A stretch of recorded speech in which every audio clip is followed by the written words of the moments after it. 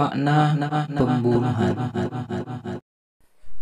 Pembunuhan di dalam bahasa Arab itu dikenal dengan kata al-qatlu. Sedikit mempunyai kesamaan dengan kata al-qitalu. Akan tetapi al-qatlu lebih kepada pembunuhan biasa, sedangkan al-qitalu lebih kepada peperangan. Di mana kita tahu bahwa di dalam peperangan itu sudah hampir bisa dipastikan akan terjadi aktivitas pembunuhan di dalamnya.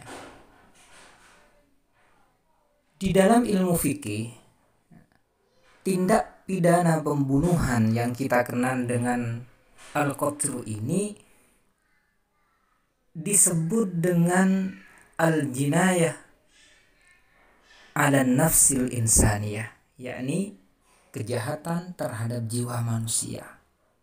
Sama juga, yakni suatu kegiatan, suatu aktivitas menghilangkan nyawa manusia, dan itu merupakan bentuk kejahatan. Ulama ahli fikih memberikan definisi tentang pembunuhan, yaitu sebagai suatu perbuatan manusia yang berakibat pada hilangnya nyawa seseorang. Sedangkan menurut Syekh Wahbah Az-Zuhaili, beliau memberikan definisi tentang pembunuhan sebagai suatu perbuatan yang berakibat pada menghilangnya atau mencabut nyawa seseorang. Sebenarnya dari kedua definisi ini dapat kita ambil intisarinya, yang mana dapat kita pahami bahwa pembunuhan itu adalah perbuatan seseorang terhadap orang lain yang mengakibatkan hilangnya nyawa. Jadi kuncinya ada di sini, suatu perbuatan yang mengakibatkan hilangnya nyawa seseorang, baik itu dilakukan dengan sengaja maupun tidak sengaja. Pada bagian akhir ini tentu kita bertanya, apakah ada pembunuhan yang tidak direncanakan atau tidak disengaja? Tentu ini ada. Bahkan bukan hanya itu. Ada yang mendefinisikan bahwa pembunuhan itu bisa dilakukan dengan sengaja, bisa dilakukan dengan tidak sengaja, dan bisa dilakukan di antara keduanya, yakni antara sengaja dan tidak sengaja.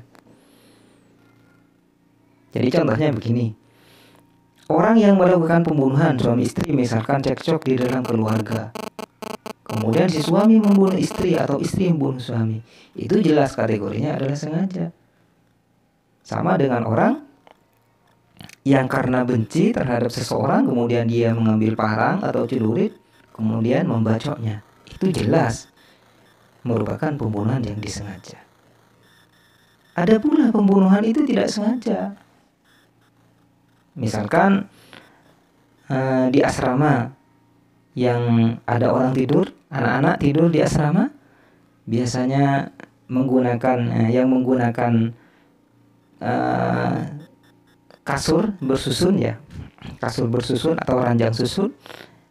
Anak yang tidur di paling atas karena bermimpi macam-macam ya, bermimpi apa, bermimpi dikejar maling, dikejar harimau atau apa, kemudian dengan tanpa sadar jatuh, dan jatuhnya itu kemudian mengenai terhadap anak yang tidur di bawahnya, dan anak yang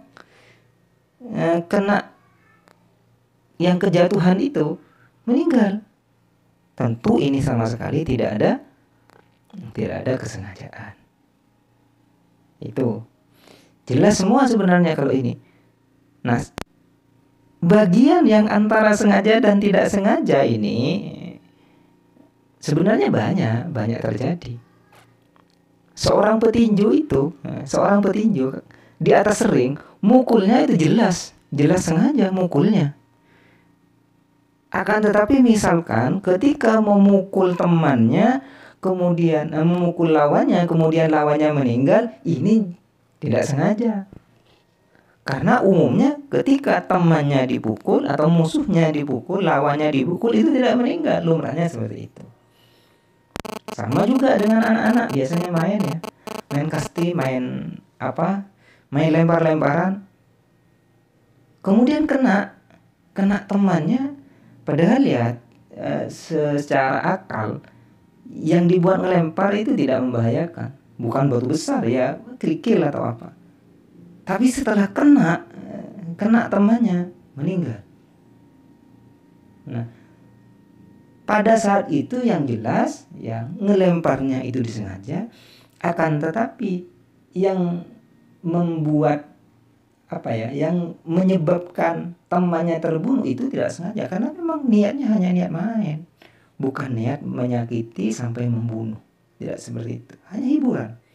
Sama dengan misalkan ketika 17 Agustusan ini sering biasanya ada lomba pukul pakai bantal. Cuma dilakukan di atas sungai, di atas air.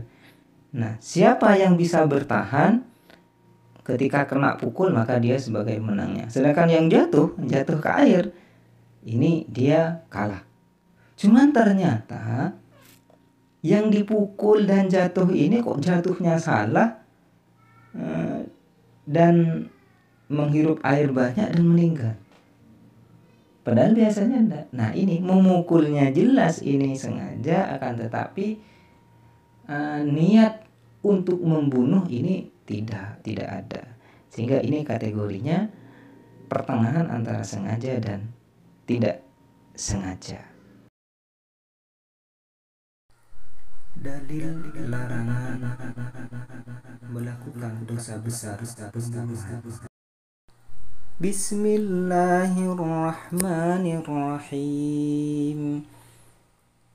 ولا تقتلوا النفس التي حرم الله إلا بالحق ولا تقتلوا النفس التي حرم الله إلا بالحق ولا تقتلوا النفس التي حرم الله إلا بالحق. Dan janganlah kamu membunuh orang yang diharamkan Allah dalam kurung membunuhnya, kecuali dengan suatu alasan yang benar. Bismillahirrahmanirrahim. Man qatala nafsan bighairi nafsin aw fasadin fil ardi فكأنما قتل الناس جميعا. Barang siapa yang membunuh seorang manusia bukan karena orang itu membunuh orang lain, atau bukan karena membuat kerusakan di muka bumi, maka seakan-akan dia telah membunuh manusia seluruhnya. Bismillahirrahmanirrahim. Wa man yaqtul mu'minan muta'ammidan fajaza'uhu jahannam khalidan